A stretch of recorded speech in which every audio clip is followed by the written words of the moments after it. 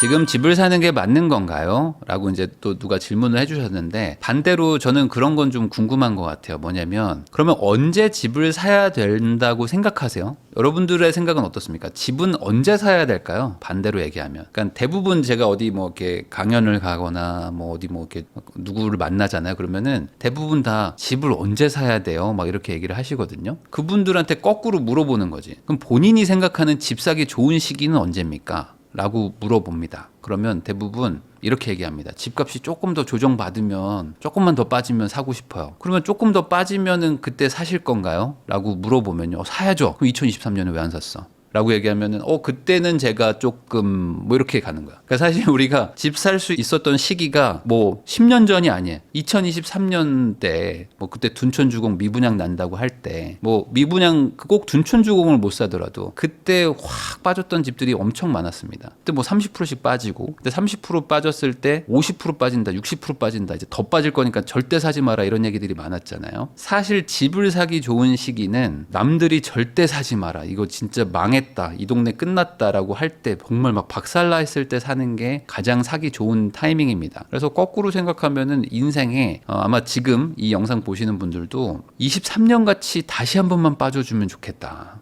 라는 생각을 지금 하는 분들 없으세요? 23년처럼 그때처럼 한번 쫙 빠져주면 내가 이번엔 절대 그 기회를 놓치지 않을 건데 라는 생각을 하시는 분들 없나요? 뭐 예를 들어 잠실이 그때 18억이었거든요. 근데 지금 35억이잖아요. 그러면 2년 전에 18억이었는데 지금 35억이란 말이죠. 다시 한 번만 18억으로 빠져줘라. 그럼 나는 저거를 살 건데 내 영혼까지 끌어모아서 살 것이다 라고 막 생각하는 분들 많을 겁니다. 자, 그러면 그분들한테 똑같이 제가 물어보고 싶어요. 23년 때 쭉 빠지고 아직까지 회복 못한 물건에 대해서는 안 사는 이유가 뭐예요? 자, 다시 한번 23년 가격이 돌아오면 저는 그걸 영원까지 끌어모아서 살 겁니다. 다시 35억 찍을 건데 안 살 이유가 없겠죠? 라고 말하는 분한테 똑같이 그러면 지금 다른 지역 중에는 23년에 빠지고 나서 횡보하고 있는 동네들 많은데 그거 왜 안 사세요? 라고 얘기하면은 거기는 안 오를 거잖아요. 그러니까 무슨 소리야 이게? 이게 무슨 소리야 이게? 그러니까 다시 그 시절이 돌아오면 산다면서요. 그러니까 지금 아직 회복 못한 데들이 있잖아요. 그러니까 마치 타임머신을 타고 돌아간 것처럼 여전히 23년 가격이야. 아직도 23년 가격이면 그거 사야지. 근데 얘도 회복하겠지 나중에. 회복한 다음에 다시 한번 23년의 그 가격으로 돌아오면 제가 영혼까지 끌어모으겠습니다 라는 걸 또 하겠죠.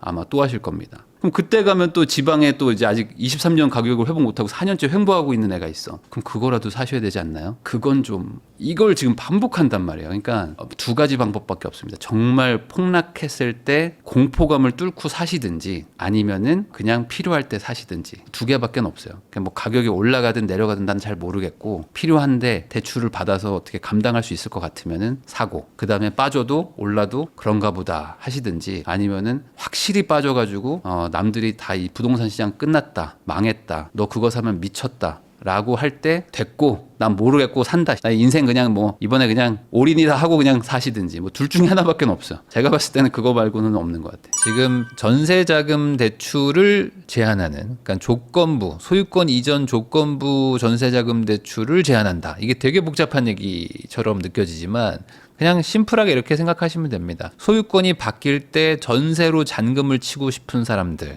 요게 이제 임대인들의 마음, 집주인의 마음이고, 뭐 입주를 하거나 뭐 소유권이 바뀌거나 할 때 이제 새로 주인이 바뀌면서 전세를 들어가는 세입자분들, 이렇게 이제 두 종류의 사람이 있는 거잖아요. 그러면 전세를 맞추면서 그 전세금 받아가지고 잔금 치르고 싶은 분들은 그동안 전세를 끼고 매수를 뭐 사는 경우도 있지만, 주인이 사는 집을 내가 딱 전세를 맞추면서 이렇게 소유권 거래를 한다거나 아니면 이제 청약받은 아파트를 소유권 가져오면서 잔금을 전세로 맞춰서 처리하는 경우들이 있었죠. 요 두 케이스 모두 지금 전세를 들어오는 그 세입자한테 대출을 못 받게 하겠다는 겁니다. 전세 자금 대출을 못 받게 하겠다. 그러니까 집주인을 규제하는 게 아니라 세입자를 규제하는 거죠. 세입자를 대출 못 받게 한다. 그럼 이게 억울할 수 있잖아요, 세입자는. 근데 그렇게 하는 이유는 그 전세를 맞춰가지고 소위 말하는 갭 투자를 하는 거 아니냐, 갭 투자를 하진 못하게 하겠다라는 취지로 부득이하게 세입자 대출을 규제한다, 뭐 이런 식으로 지금 정책이 풀려나가고 있는 겁니다. 그래서 지금 그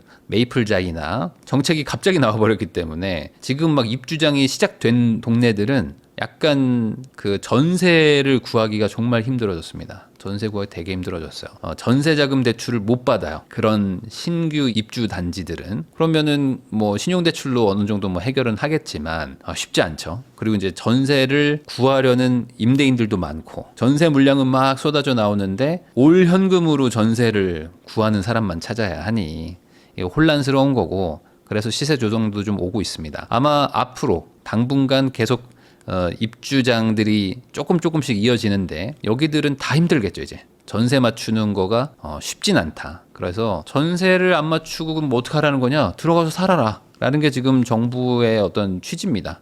그러니까 내가 6억은 대출해 줄 테니까 들어가서 살아. 그래서 들어가서 살면은 그러면 누구한테 좋을까요? 여러분도 한번 생각해 보면 신축 입주장의 전세나 뭐 월세 매물들이 많이 나오면 임차인 입장에서는 전세의 수요가 분산이 됩니다. 어쨌든 신축이 나온다는 건 공실이니까. 공실이 많이 나와야지 전월세 시장이 좀 안정되는데, 이제는 그 전세를 줄 물건들을 어떻게든 뭐 일부는 싸게 맞추겠지만 훨씬 더 많은 수요들이 아마 들어가서 이제 거주하는 쪽으로 가려고 할 거예요. 그러면 그 주인들, 그 실거주하러 들어가는 주인이 들어가기 때문에 어차피 다른 동네에 빈집이 하나 생겨서 아무 문제 없는 거 아니냐, 뭐 이렇게 얘기하시는 분들도 있는데 아니죠. 좋은 아파트에 굳이 실거주하지 않아도 될 분들이 이제 그 들어가는 거기 때문에 상대적으로 좀 뭐 덜 좋은 동네에 물량이 나오는 거고, 그러면은 아주 선호하는 아파트의 시세 그 싼 전세가 좀 덜 선호하는 동네의 전세 물건으로 이제 치환되는 거죠. 그리고 보통 신축 입주장 때 전세가 이렇게 좀 싸게 나옵니다. 그러면 예를 들어 제일 좋은 물건인데 전세가 싸잖아요. 신축 입주장이니까. 그러면 그 주변의 전세가를 좀 누르는 그 역할을 해요. 왜냐면 뭐 이 신축 아파트가 전세가 10억이래. 근데 구축 아파트가 전세가 11억, 12억을 받을 수 있을까?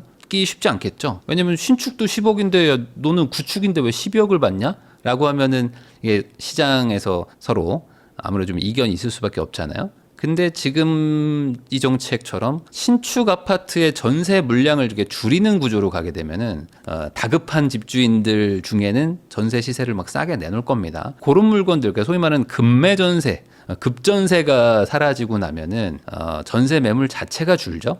그래서 생각보다 이제 전세 어떤 가격이 몇몇 개는 막 이렇게 빠지겠지만 그거 해결되고 나면은 아마 2년 뒤에는 뭐 전세 물량 더 없을 것이고, 그럼 그 주변에 전세를 누르는 효과도 없어지니까 아무래도 전세 시장 쪽엔 좀 안 좋은 거죠. 이게 갭 투자를 하지 않아야 된다라는 거가 뭐 절대 명제라면은 그렇게 하는 순간 이제 갭 투자를 누군가 안 한다면 전세 물량은 줄어드는 거예요. 그러니까 전세 물량이 줄어들면 당연히 세입자한테는 안 좋은 거니까 이게 누구 하나가 손해를 보면 누구 하나가 뭐 이득을 보고 뭐 이런 구조처럼 보이시겠지만 사실 돌고 돌아보니 내가 손해보네? 라는 케이스들도 좀 많은 게 이 부동산 시장입니다. 그래서 당장은 막 혼란스럽습니다. 뭐 정책이 뭐 오늘 나와가지고 뭐 내일부터 적용하고 뭐 사실상 소급 적용해버리고 막 이러니까 중간에 지금 끼어버린 사람들 입장에서는 뭐야 지난달까지는 아무 문제 없었는데 갑자기 내가 막 1, 2억 손해보는 느낌? 뭐 이런 걸 받으니 외부 제3자가 볼 때는 뭐 저 사람들 이제 집값 뭐 빠진다 뭐 하면서 약간 뭐 좋아하시는 분들도 있는데 그게 과연 좋은 건지는 한번 따져봐야 됩니다. 이게 돌고 돌아가지고 안 좋은 케이스가 되거든요. 특히 실거주를 좋은 동네에 약간 강제하게 돼버리면 임차인 분들 입장에서는 좋은 동네를 못 들어가면 안 가면 그만이잖아요. 안 가면 되는데 안 갈 수가 없잖아요. 그러니까 야, 저기 뭐 좋은 집이 있지만 난 그냥 안 가고 그냥 뭐 멀리서 출퇴근하면 돼. 그냥 구축에 살면 돼. 라고 다들 그냥 인정해버리면 되는데 그게 안 되죠. 이 서울에 뭐 집이 부족하다라고 얘기하시는데 아닙니다. 서울에 집은 엄청 많아요. 빌라도 많고 다가구도 많고 단독주택도 많고 서울은 오래된 도시여서 반지하도 많거든요. 서울에 빈집들도 많이 있어요. 근데 왜 서울에 집이 부족하고 전세가 올라가고 살만한 동네가 없다, 뭐 집이 비싸가지고 애를 못 낳는다라는 얘기가 나오냐 이거죠. 아니 애도 빌라 가서 살면서 애 낳아도 되는 거잖아요. 무슨 뭐 빌라 가서 살면 애가 안 생기는 것도 아닌데 싫은 거죠. 그냥 사람들은 저기 가기 싫은 거예요.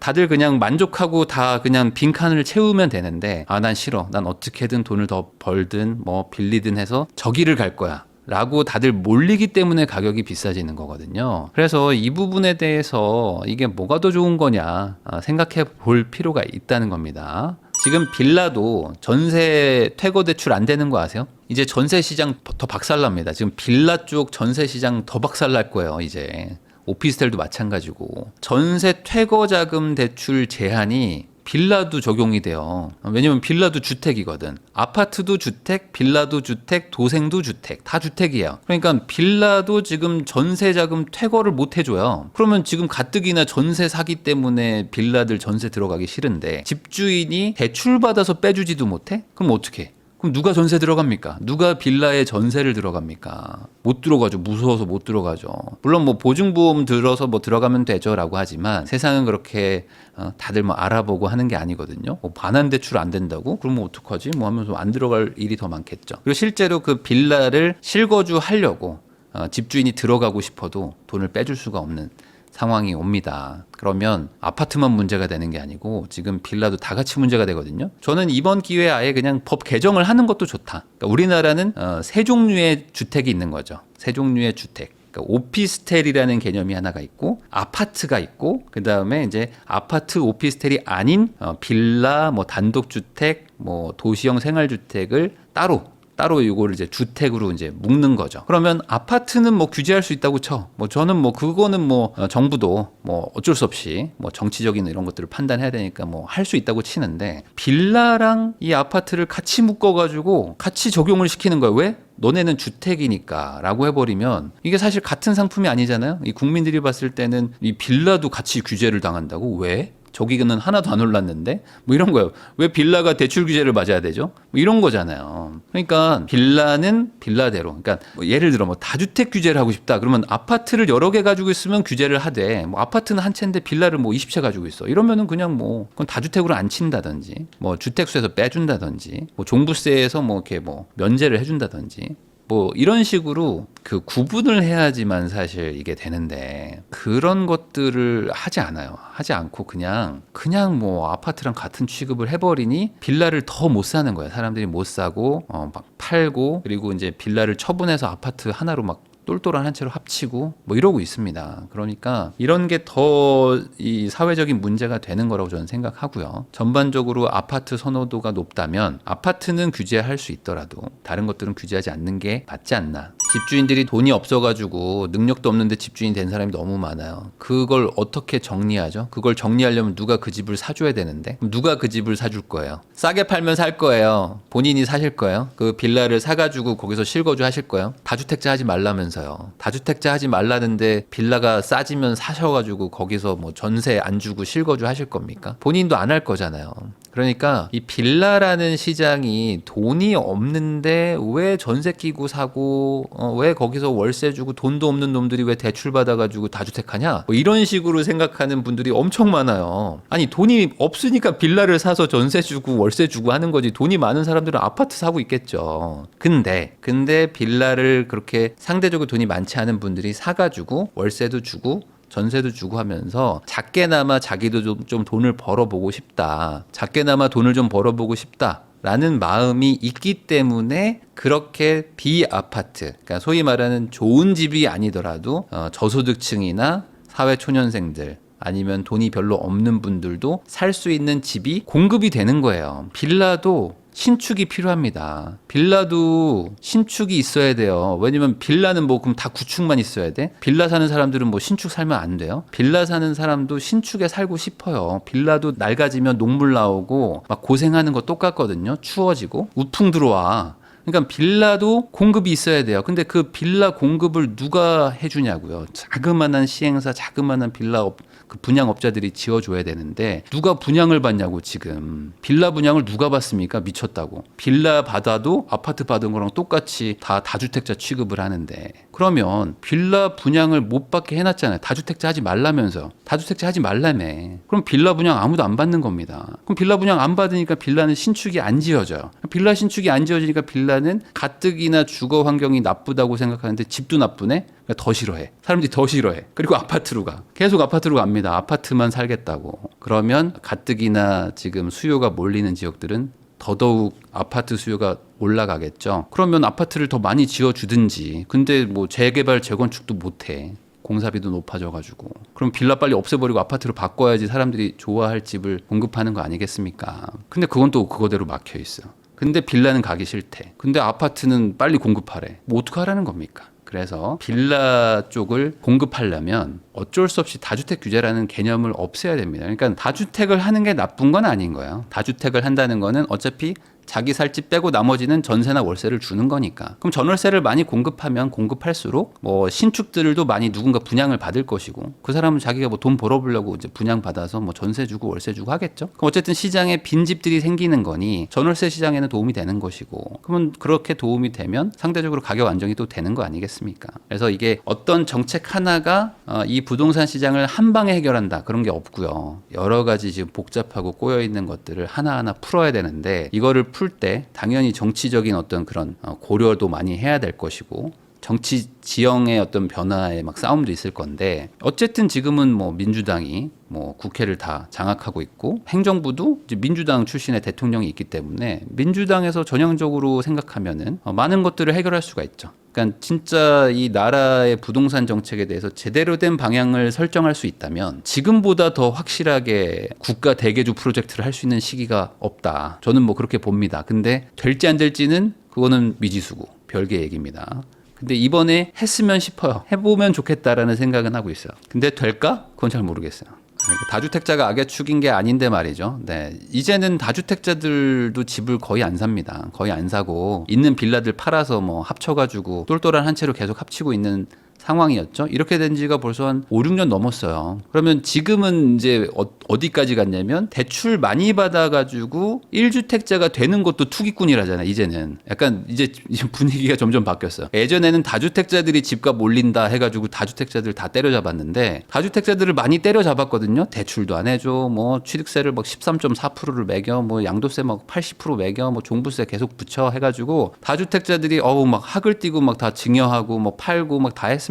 그렇게 했는데 그래도 집값이 막 계속 올라가네. 왜? 똘똘한 한 채라고 사람들이 계속 가고 싶은 데는 저기 뾰족하게 하나밖에 없으니까 다 저기로 가고 있는 거야. 이 실수요자 한 채만 사고 싶은 사람들도 다 저기 한 점만 보고 가고 있거든요. 그러니까 저기가 계속 끝도 없이 올라가. 그러니까 이제는 1주택자도 투기꾼이네 라는 논리가 지금 나오고 있어. 1주택자가 대출 많이 받아서 집 사면 투기꾼이다. 이게 맞나요, 여러분들? 이 논리로 지금 가고 있습니다. 그러니까 대출을 안 받고 집을 사면은 뭐 문제가 없는데 대출 많이 받아서 집 사면 1주택자도 투기꾼 아닌가? 라는 논리로 지금 가고 있단 말이에요. 이게 확대되고 있어요. 투기꾼의 그 대상이 좀 변하고 있어. 그러면 1주택자들한테는 대출을 무제한 해주냐? 라고 오해하는 사람도 있단 말이에요. 대출은 우리나라는 철저하게 능력으로 해줍니다. 그러니까 돈을 잘 버는 소득이 높은 사람만 대출을 많이 받을 수 있고 소득이 낮으면 대출을 못 해줘요. 이게 뭐 어찌 보면 자본주의의 기본이니까. 근데 이번 627 대책은 뭐죠? 소득이 높으면 대출 안 해주고 소득이 낮으면 대출을 해주는 이런 구조입니다. 반시장적인 정책인 거죠. 원래는 소득이 높은 사람들이 이제 대출 감당 능력이 좋으니까 대출 더 많이 받아야 되는데 소득이 높으면 대출 안 해주고 반대로 소득이 낮은 사람들한테는 대출을 더 많이 해주는 약간 나라가 거꾸로 갔어요. 지금 그런 거예요. 그러면 이 정책을 왜 했냐? 그만큼 정부가 급하니까 너무 고가 주택들이 막 올라가니까 이거 잡아야 되지 않냐 하면서 일종의 극약 처방을 쓴 거죠.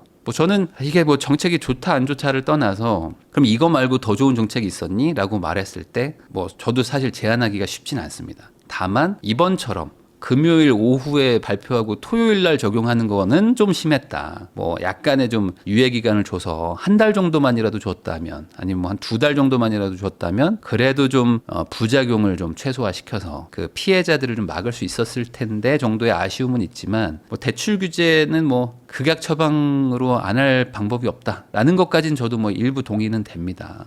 자, 그러면 앞으로 이제 잘 해야죠. 이제는 잘 해야죠. 이제 공급 잘 하고 그리고 이제 공급뿐만 아니라 다주택도 좀 권장하면서 빌라도 다시 지어지게 하고 오피스텔도 지어지게 하고 이렇게 해야죠. 서울의 상반기에 빌라가 1,800채 지어졌대요. 여러분들 1,800채입니다. 이게 어떤 느낌인지 아세요? 빌라가 이 서울이라는 거대한 도시에서 고작 1,800개가 지어졌다. 보통 빌라를 19채 정도 짓거든요. 많이 지으면 뭐 10채, 19채 정도 짓습니다. 그러면 한 빌라 100개? 100개 정도 만들어진 거예요. 100개 정도. 서울에 25개 구가 있거든요. 그럼 25개 구에서 한 구에 한 4개 정도 빌라 지어졌다고 보시면 돼요. 그럼 빌라 뭐 한 4, 5개가 구 하나에 지어진 거예요. 그러니까 아무도 안 짓는 거야. 빌라를 안 짓는다. 그럼 왜 안 지을까? 분양을 안 해주니까. 아무도 분양 안 받으니까. 그러니까 뭐 공사비는 비싸졌는데 분양은 안 되고. 그럼 누가 짓습니까? 그거를.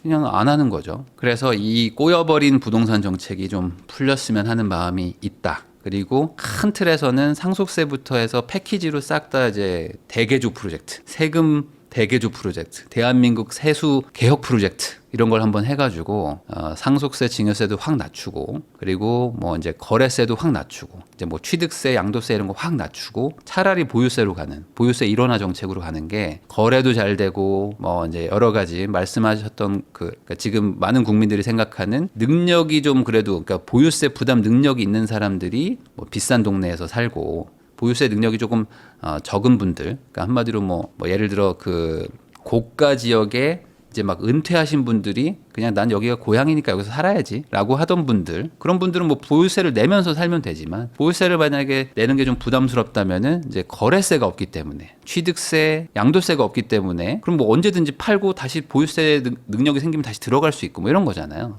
그러니까 이런 식으로 보유세 일원화 정책을 하는 게 맞거든요. 왜냐면 이제 이것도 여러 가지 복잡한 얘기가 있지만 아주 간단하게 얘기하면은 토지라는 거는 제한된 그 재화고 그리고 토지는 이동할 수 없기 때문에 기본적으로 토지를 가지고 있는 것 자체만으로도 세금을 걷긴 해야 됩니다. 왜냐하면 토지를 한번 사가지고 거래를 안 해버리면 거래를 안 하면 세금을 거둘 방법이 없어요. 10년, 20년, 50년을 살아버려. 그러면은 거래세를 걷어낼 방법이 없습니다. 그러면은 그 어찌 보면 선점한 사람, 좋은 자리를 선점한 사람이 거의 세금을 안 내고 계속 어떤 재화의 가치를 계속 혼자만 쓰는 거예요. 혼자. 그러면 이게 국가적으로는 좋지 않거든요. 그러면 반대로 그 분들은 왜 못 팔까? 왜 내가 그 강남에 가서 막 40억, 50억짜리 아파트를 가지고 있는데도 왜 이걸 못 팔까? 왜냐면 이거 팔 때 양도세, 또 살 때 취득세, 이래저래 거래를 하면 세금을 많이 뜯어가거든요. 거래를 못 하겠는 거예요. 근데 이제 돌아가실 땐 상속세를 50% 떼버려. 그러니까 돌아가실 땐 상속세를 뭐 겁나 떼버리는 거야. 그러니까 어떻게 합니까? 이걸 어떡하지 막 하니까 어떻게든 탈세해야 되겠다. 뭐 이런 생각만 갖고 있는 거예요. 자, 그러면 결국에는 거래세라는 걸 낮추고 보유세를 높여가지고 아니 어차피 뭐 돌아가실 때 50%를 걷어갈 거면 그걸 살아계실 때 천천히 50%를 받아가면 되는 거잖아요. 그게 그런 거. 그러니까 뭐 보유세로 바꾼다고 해서 뭐 80년을 사시면서 내는 세금이 줄어들진 않을 거예요. 어차피 세금은 내게 돼 있어. 국가를 운영하려면 세금은 무조건 걷어야 됩니다. 그러면 세금을 걷을 때 매년 할부로 매년 따박따박 세금을 걷어갈 거냐, 너 죽을 때까지 이 정도는 내라 하면서 따박따박 걷어갈 건지 보유세로, 아니면은 너 죽을 때 한 방에 내고 가라 라고 하는 게 맞는 건지. 이 국가적으로 봤을 때 특히 이제 부동산 쪽으로만 보면은 보유세가 맞긴 맞죠. 그래야지 지금 뭐 한 어떤 좋은 동네 들어가면 계속 버티고, 또 이제 약간 2급지 정도에 계신 분들은 1급지로도 못 가거든요. 뭐 양도세 내고 또 취득세 내면은 좋은 집으로 가지도 못해. 그러니까 예를 들어 이제 보유세만 있고 거래세, 취득세랑 양도세가 없는 나라는 이런 거죠. 30평에 살다가 우리 애가 태어났어. 그럼 뭐 40평에 갔다가 40평 이제 애들이 결혼했어. 그럼 다시 뭐 30평, 20평으로 막 왔다 갔다 하는 거야. 본인이 그냥 왔다 갔다 하는 거죠. 어차피 뭐 세금이 없으니까. 그러니까 거래를 하는데 세금이 없다면 자유롭게 그냥 왔다 갔다 하는 거죠. 보유세가 부담되면 좀 다른 데로 갔다가 다시 또 직업이 생기면 또 들어오고 뭐 이런 거죠. 근데 이제 우리나라 같은 이 거래세는 높은데 보유세는 낮은 나라들은 무조건 좋은 데로 한 방에 가야 돼. 그러니까 대출 왕창 끌어가지고 좋은 데 딱 박아놔야 됩니다. 안 그러면 이걸 나중에 살 수가 없어. 어떻게든 대출 받고 어떻게든 막 끌어모아가지고 계속 사게 합니다. 산 다음에 이제 나는 거래를 많이 하면 손해니까 한 방에 가 있어서 들어간 다음에 어떻게든 버티고 내가 여기서 살아남는다 라는 정책으로 해석이 될 수밖에 없거든요. 그래서 저는 이 부분이 참 답답한데 이걸 정치인들이 모를까? 근데 모르는 것 같더라고. 꽤 많은 지금 국회의원들 중에 한 반 이상은 모르시는 것 같은데 이 개념을 모르고 오히려 뭐 거래세도 높이고 보유세도 높여야 되고 다 높여야 됩니다 이런 분들이 엄청 많던데, 상속세를 더 걷어야 됩니다 뭐 이런 분들도 많고, 부자를 없애야 됩니다 이런 분들도 많고, 모르겠네요. 뭐 대출을 더 막아야 됩니다 뭐 이런 분들도 많고. 그래서 참 국회의원 분들도 법을 만드는 거면 최소한 좀 경제 관련돼서는 좀 지식을 좀 가져야 되지 않나? 라는 생각도 좀 들고 좀 답답한 부분이 있어요. 부동산 특히 이제 주택 관련된 정책은 국민들 5천만이 다 영향을 받는 건데 이 부분에 대해서 좀 이렇게 심도 있는 이해를 하고 그 다음에 법을 만들어야 되는데 그냥 그럴싸한데 하면 만들어버려. 그러고 나서 막 부작용 생기잖아요. 그럼 내가 안 했다. 뭐 이렇게 하면 끝이야. 뭐 이런 거라서 저도 좀 답답은 합니다.